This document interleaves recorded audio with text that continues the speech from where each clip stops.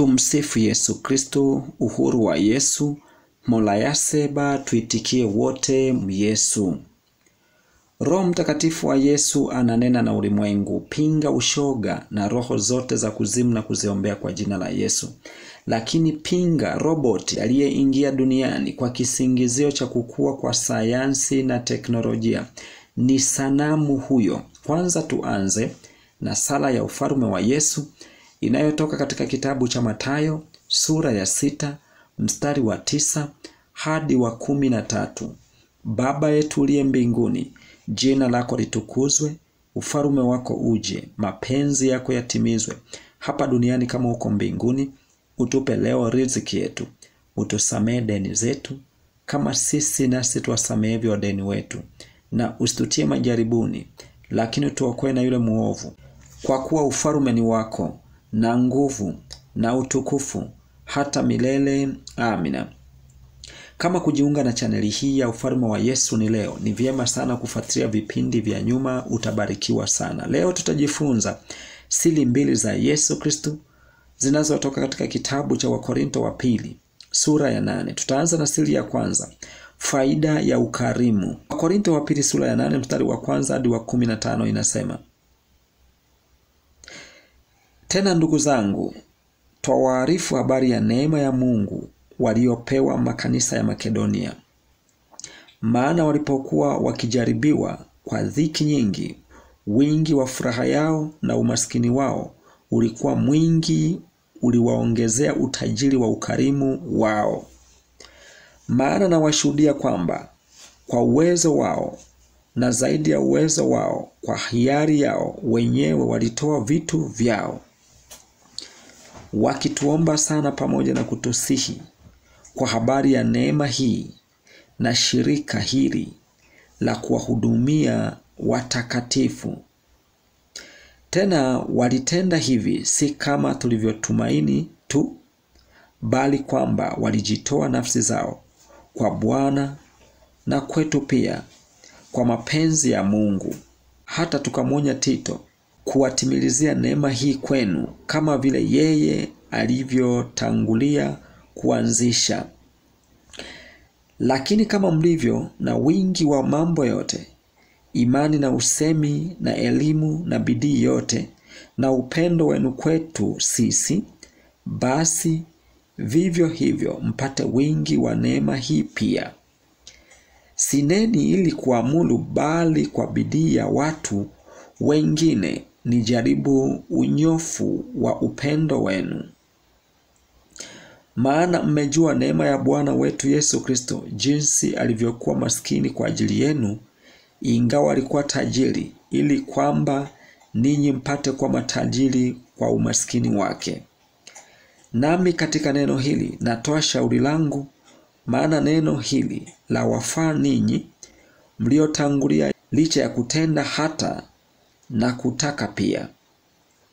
Lakini sasa timizeni kule kutenda nako, ili kama vile mlivyokuwa tayari kutaka, vivyo hivyo mkawe tayari na kutimiza kwa kadri ya mlivyo navyo. Maana kama nia ipo, hukubaliwa kwa kadri ya alivyo navyo mtu, si kwa kadri ya asivyo navyo. Maana sisemi hayo ili wengine wapate raha nanyi mpate dhiki, bali mambo yawe sawasawa. Wakati huu wa sasa wingi wenu uwafae upungufu wao, ili na wingi wao uwafae ninyi mtakapopungukiwa, ili mambo yawe sawasawa. Kama ilivyoandikwa, aliyekusanya vingi hakuzidi, wala yeye aliyekusanya vichache hakupungukiwa. Nini tunafundishwa hapa katika siri ya kwanza hii ambayo inahusu faida ya ukarimu? Cha kwanza kabisa, ukarimu umebeba hazina ya utajiri wa aina zote, kimwili na kiroho. Mfano, ukarimu wa Yesu ulibeba utajiri wote wa hekima na mali katika ulimwengu huu.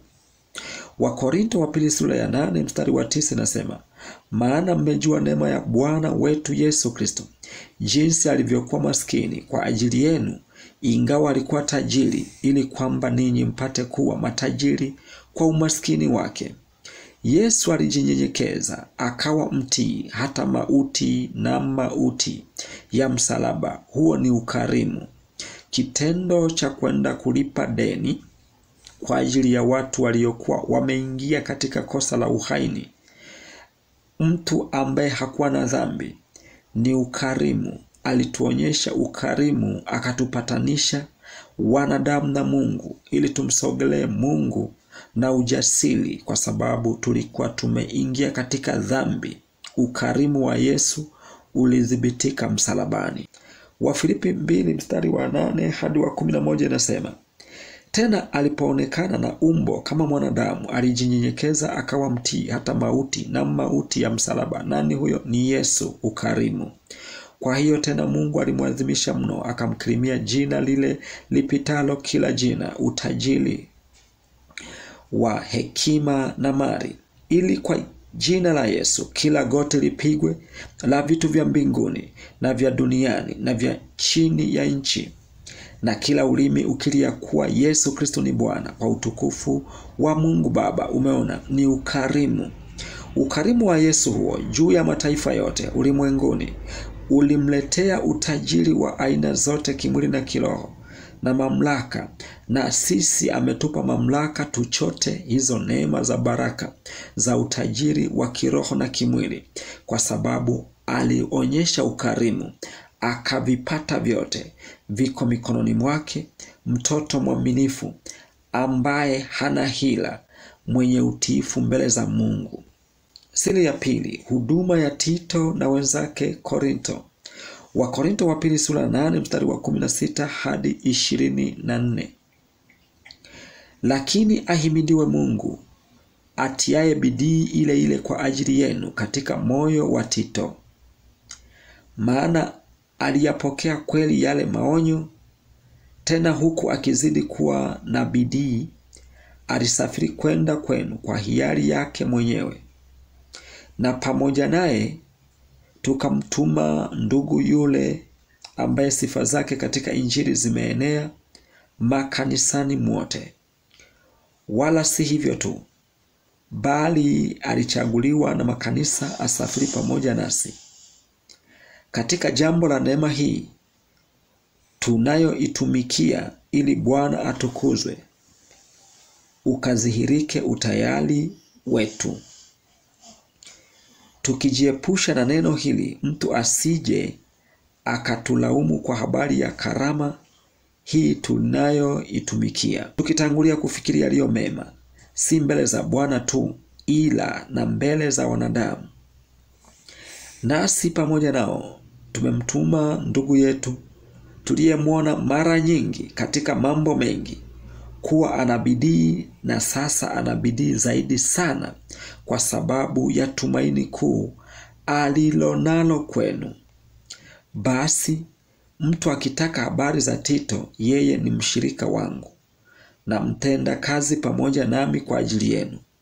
Tena akitaka habari za ndugu zetu, wao ni mitume wa makanisa na utukufu wa Kristo. Basi waonyesheni mbele ya makanisa hakika ya upendo wenu na ya kujisifu kwetu kwa ajili yenu. Nini tunafundishwa hapa? Tunafundishwa unyenyekevu na ukarimu wa mitume wa Yesu Kristo, walivyojitoa sadaka kutumika kujenga ufalme wa Yesu Kristo kwa muda na mali zao, ili mimi na wewe tupate kuokoka. Hivyo hatuna budi kuiga ukarimu wa mitume, ili tupate kujenga ufalme wa Yesu Kristo hapa duniani, kabla ya Yesu kuja kulinyakua kanisa lake takatifu, ambalo ni mimi na wewe. Hivyo ni bora tukaenenda sawasawa na sheria ya Mungu, huku tukiwa picha na kitabu kinachotakiwa kusomwa na mataifa, ili watu tupate kuwaingiza katika ufalme wa amani, haki na upendo. Asanteni kwa kunisikiliza. Mungu ibariki Tanzania, Mungu ibariki Afrika, Mungu ibariki dunia yote na mataifa yote duniani. Amina.